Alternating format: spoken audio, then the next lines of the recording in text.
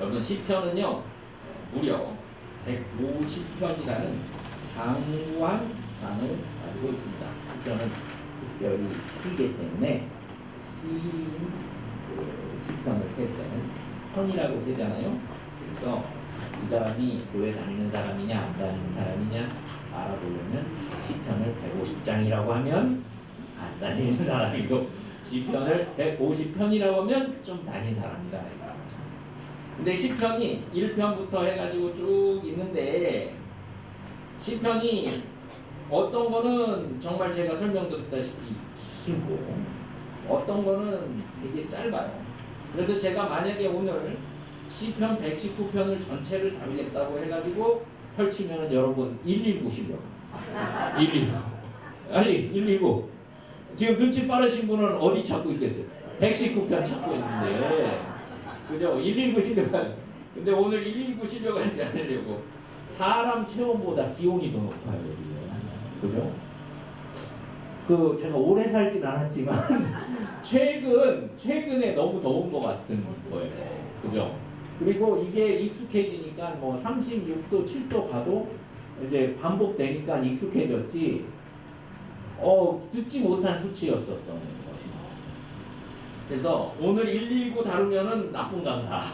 그죠? 119 실력하고 오늘 저는 그렇다고 해서 너무 짧지도 않고 그보다 조금 위에 있는 133편 세 절짜리를 다루는데 134편도 역시 세 절짜리입니다. 글쎄요 아직까지는 못 찾았는데 두 절짜리가 어딘가 있었던 것 같은데 아무튼 세 절인가 두 절인가 잘 모르겠지만 아무튼 편안한 절이 133편인데요.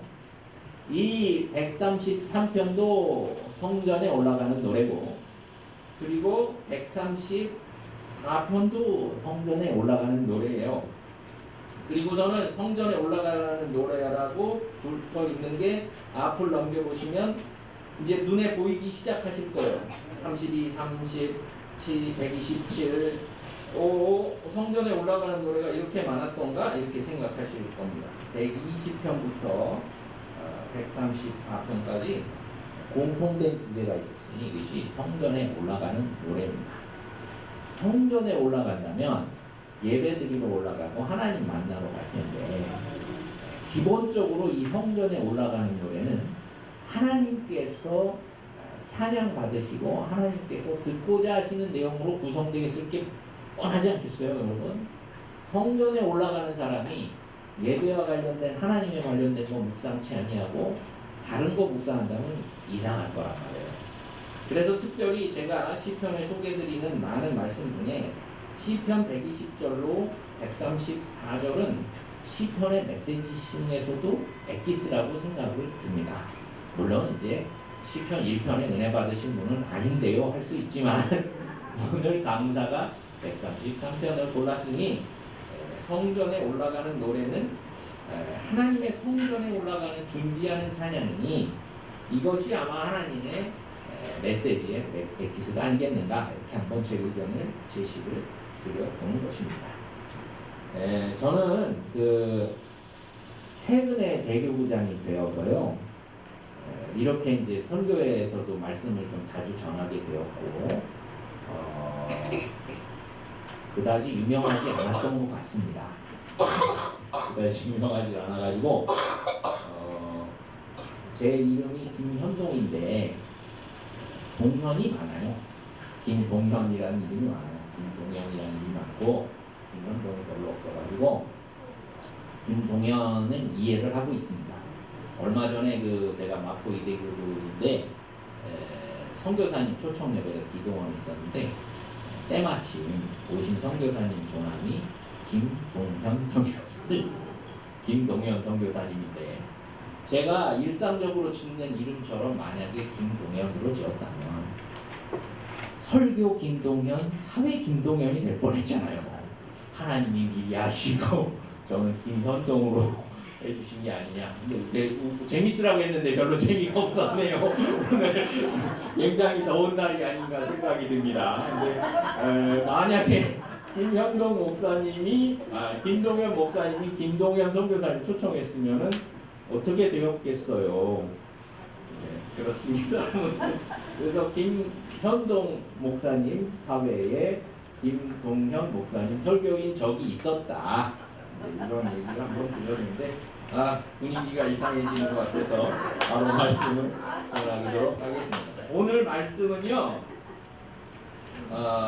표현 자체가 시이면서 정말 시적인 표현이 제대로 들어있는 시편입니다.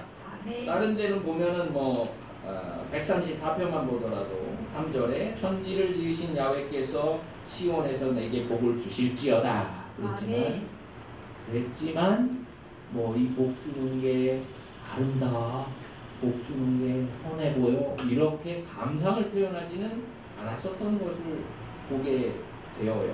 다른 성전에 올라가는 노래들도 제가 보았을 때에는 그렇게 감상을 표현한 적은 별로 없고, 예를 들어 121편 같은 경우 내가 산을 향하여 눈을 들리다 나의 도움이 어디서 올까 할 때 이게 어디서 올까라고 했지만 거기에 무슨 감정을 싣지는 않았습니다. 제가 오늘 이 얘기를 왜 강조를 드리냐면은 예술적인 표현이 들어있는 시편이라고 자부하고 싶다 이 말이죠. 짧기도 하고 예술적인 시편 133편이 아닌가 생각이 드는데, 이 예술적인 시편은 과연 무엇을 우리에게 말하고 있느냐? 바로 연합입니다. 할렐루야.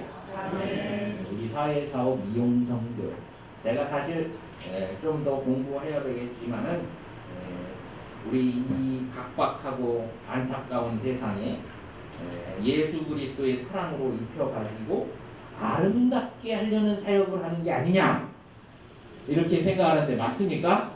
할렐루야. 제가 기다리면서 앉아보니까 얼마나 아름다운 사역합니까? 줄일 때 먹을 것을 주고, 목마를 때 마시게 하고, 나그네 됐을 때 영접하고, 헐벗을 때 입혀주고, 병 들었을 때 돌보아주고, 옥에 갇혔을 때 와서 돌아보는 사역. 그거 하나고 붙인 거 아니에요? 성김과 나눔, 사랑과 은혜, 주님의 뜻을 이루는 아름다운 사역하는 곳 맞지요? 딱 맞는 메시지라 생각이 듭니다. 어찌 그리 선하고 아름답냐 이 말. 할렐루야.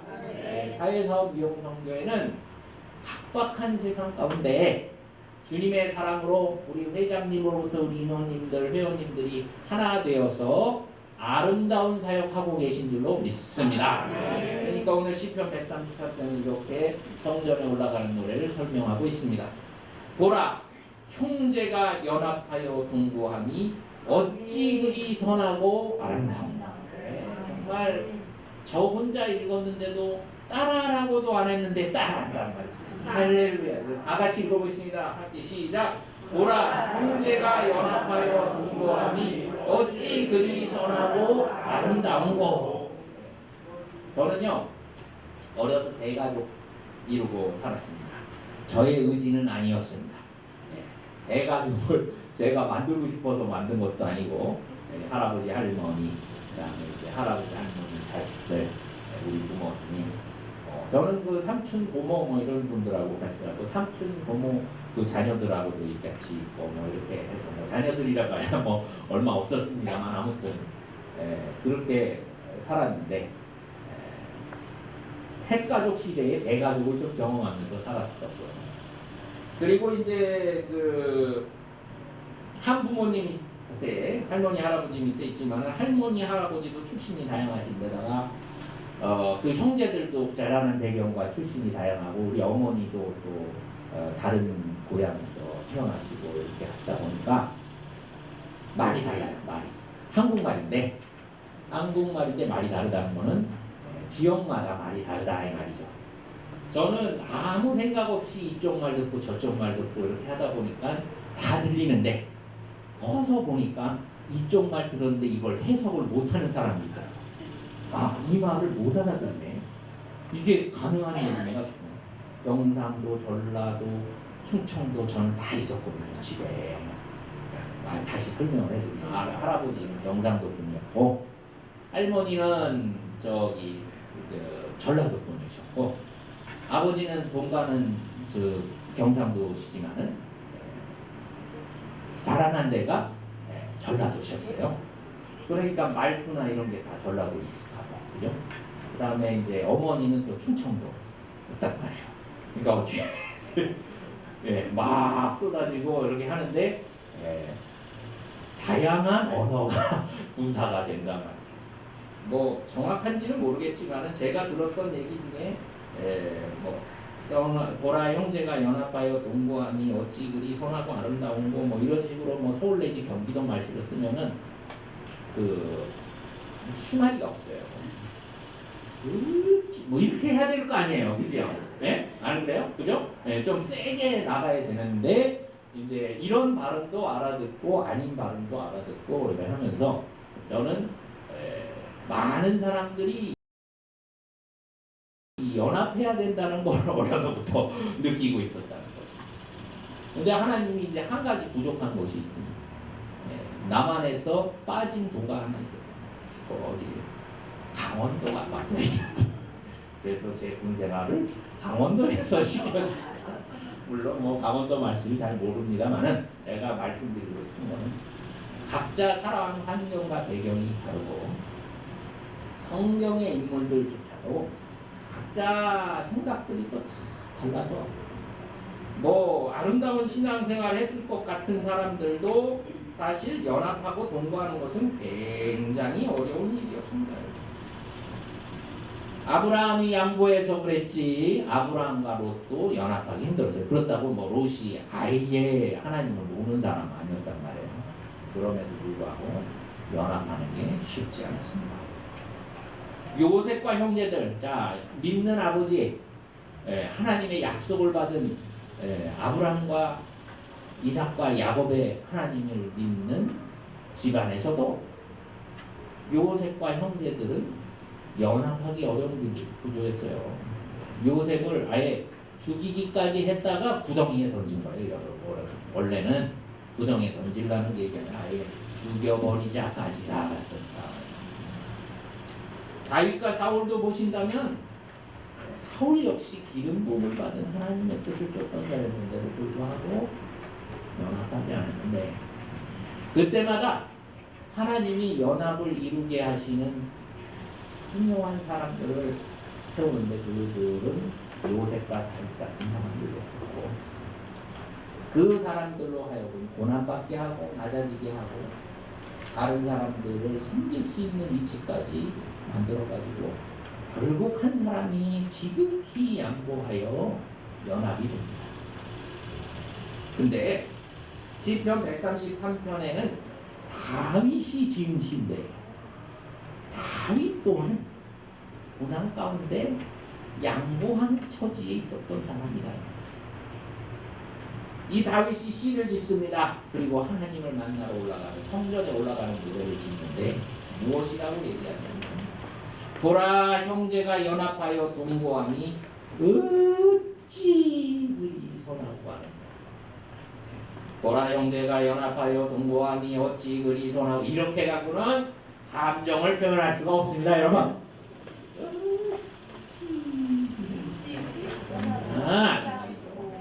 아름다운 거 이렇게 해야지 시가 되는 거 아니겠어요? 그래서 저는 사실 악보를 볼 줄은 모릅니다. 볼 줄은 모르고 그냥 피아노도 배우려다 말고 그랬는데 그런 이유 중에 하나가 뭐냐면은 예술을 하려고 갔는데 아름다운 음악을 연주하러 갔는데 선생님이 그렇게 건반 눌러가지고 되겠냐며 그냥 손을 막 누르시는 선생님을 만난 바람에 상처를 피아노를 못 배워 악보를 못 근데 제 음성을 들으신 분은 노래 잘하게 생겼다라는 사람도 있는데 그냥 들은 걸로 이렇게 말해서 노래를 하고 찬양을 합니다. 근데 세계적인 가수가 될 수도 있는 피아니스트가 될 수도 있는 사람이 피아노를 접었으니 그것이 무엇 때문이냐? 사람의 마음 상처 때문이다. 근데 제가 또 좀 마음이 좀 모질고 그랬으면 모르겠는데 어린 나이에 상처를 받아서 내가 예술하러 피아노 배우러 왔지 손가락 이렇게 하면서 이렇게 기계적으로 배우려고 하는 거예요. 지금 생각하면 아쉽습니다만은 그때 못 배운 건 좀 한이 됩니다만 조금 더 선생님이 좀 더 사람의 마음을 어루만져 줄 수 있었으면 얼마나 좋았을까. 그때 좀 더 나를 이해해 줬으면 어떻게 되는데 결국은 제 잘못이죠. 우리 아이가 다른 거 잘하는 것도 좋지만은 피아노 잘 칠 때가 참 기분이 좋습니다. 제가 못해가지고. 근데요, 사람이 상처받는 게요, 하나님이 어느 날 기도하고 있는데 너 왜 잘못했니? 하면서 꾸질러가지고 상처받는 경우는 별로입니다. 그런 사람 있어요? 없어요. 어느 날 기도하고 있는데 마귀가 나타나서 내 뒤통수를 탁 때리면서 너같이 못된 것은 없다 이러면서 상처받는 사람 있어요? 별로. 꿈에만 나타나는 내가 너를 상처 주리라 해서 상처받는 사람 있어요? 별로. 사람이 상처받는 거는 사람들이 상처받는 거다. 많다고 하면 거짓말일까 모르겠지만 사람 사이에서 우리는 상처를 받습니다. 다윗은 왜 보라 형제가 연합하여 동거하니 어찌 그리 선하고 아름다운고라고 했을까요? 사람이 연합하기가 지극히 힘들다고 합니다. 그리고 그것이 얼마나 거추장스럽고 그것이 얼마나 서로 간에 갈등이 있으며 상처를 주는가를 누구보다도 잘 압니다. 사울과 어떻게든지 화해해 보려고 하면 창이 나갑니다. 사울과 어떻게 좀 해보려고 해가지고 연합해 보려고 하면은 아주 저주가 쏟아질 수 있습니다. 그렇지만은 다윗은 하나님이 원하시는 분명한 목표를 알고 있었습니다.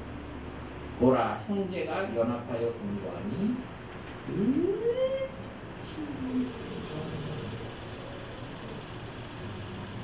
어떠한 묘사를 했는지는 우리가 이해할 수가 없어요. 이스라엘의 관습도 몰라요. 이스라엘의 어떤 법도도 몰라요. 이스라엘 가보지도 않았어요. 저는. 보내주세요. 헐몬산이 있다고 하는데 어디인지 잘 모릅니다. 그런데 이 선하고 아름다운 것을 묘사하자니 다윗이 경험해 봤을 때 지극히 아름다운 모습. 이 다윗이 생각할 때는 대제사장이 그 기름으로 기름 부으심을 받아서 그 옷깃까지 기름이 흘러내리는 것 같은 장엄한 모습이 가장 아름답다고 봤고 헐몬산의 이슬이 시온의 산들같이 내린 그 장엄함이 가장 아름답다고 봤는데 저는 어디 많이 다녀보지를 않아가지고 끝내주는 것을 잘 모르겠으나 금강산 절경이 좋다고 하대요. 아름다운 것이 있긴 있는데 여러분들 경험한 게 다 다르겠으니 여러분들의 상상에 맡기는데 보라 형제가 연합하여 동거함은 어느 정도 선하고 아름다우냐? 어찌 가장 최고 선하고 아름다운 것도 있습니다. 이 어찌 그리 선하고 아름다운 거의 표현은 구약 성경에 비슷한 곳에 등장하는 것이 어디냐? 창세기로 돌아가면 하나님이 그 지으신 것을 보시기에 심히 좋았더라. 그게 그거예요. 이스라엘 말로 토브라고 합니다. 샌드위치 가게 이름이 토브라는 데가 있었어요. 여기. 아주 옛날 얘기. 근데 그 뜻을 찾아보니까 좋다. 그리고 왔다. 형제가 연합하여 동거하는 것은 하나님이 이 세상을 짓고 그 지으신 것을 보고 말씀하신 그 감상과 똑같은 표현이죠.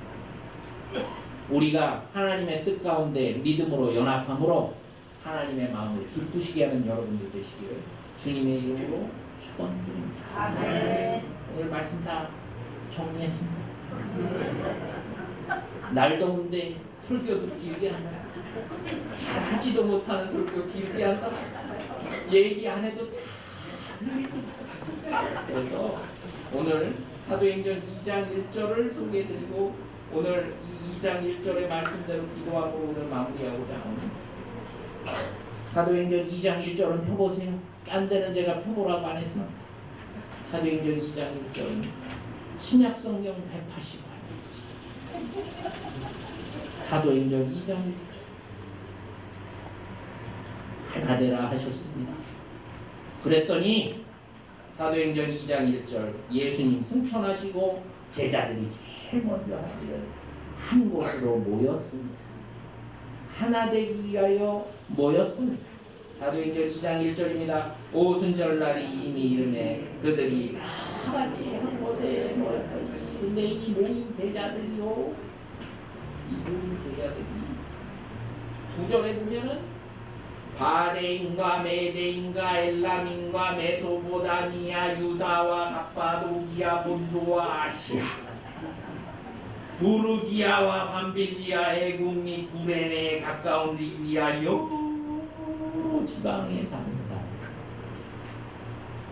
심지어 로마로부터 온 나그네 유대인과 유대교에 들어온 너무 많다. 뭐 이렇게 많은 뭐 이렇게 각지에서 모이나 너무 다양한데 이거 하나 될 수 있을까요 여러분? 근데 됩니다. 할렐루야. 성령 안에서 하나가 됩니다. 말씀대로 순종해서 모이라고 했더니 모였어요. 그리고 한 곳에 모여 기도했어요. 그랬더니 어떻게? 시편 133편에서 다시 돌아오고 3절 말씀에 헐몬에 있으리 시온의 산들에 내린 같도다. 거기서 야훼께서 복을 명령하신다니 곧 영생이로다 그랬어요. 시편 133편의 기자는 이 사도행전 2장에 있을 이 역사를 알지도 못할 텐데요. 이거 고구려 백제 신라일인데 이거 어떻게 알아요? 이거 모를 텐데 이 사람 그 시절 살던 사람 같은데 어떻게 이걸 알죠? 성령께서 감동을 주셨나봐요. 연합하여 동거하고자 모인 자들에게 하나님 복 주실 거라고 했고 영생의 축복을 주실 거라고 했고 실제로 사도행전 2장에 그렇게 다양해가지고 다 언급도 못한 사람들이 다 모여가지고 심지어 로마에서까지 사람이 와가지고 기도를 하는데 한 성령의 부어주심이 있더니 성령의 충만이 임하고 오늘 이 자리에서도 다 다르잖아요. 연령도 다르고 각자 살아온 인생도 다르고 다 하는데 어떻게 하나 되라는 거예요. 근데 한 성령 안에서 주님은 충만한 연합의 축복을 주시고 각자의 방언으로 얘기하지만은 결국은 한 성령이 말하게 하셔서 거기서 은혜 받은 사람들이 흩어져가지고 각지의 교회를 세우니 심지어 바울이 가보지도 못한 로마에까지 복음이 전해진다는 놀라운 역사를 주관했습니다. 오늘 여기 모이신 분들 믿음으로 하나 되셔서 성령 충만의 영생의 축복을 받으시고 또한 흩어지셔서 복음 전하셔서 하나님이 원하시는 보라 형제가 연합하여 동거함이 어찌 그리 선하고 아름다운 하나님의 감탄사가 나오는 귀한 삶 사시기를 주님의 이름으로 축원드립니다.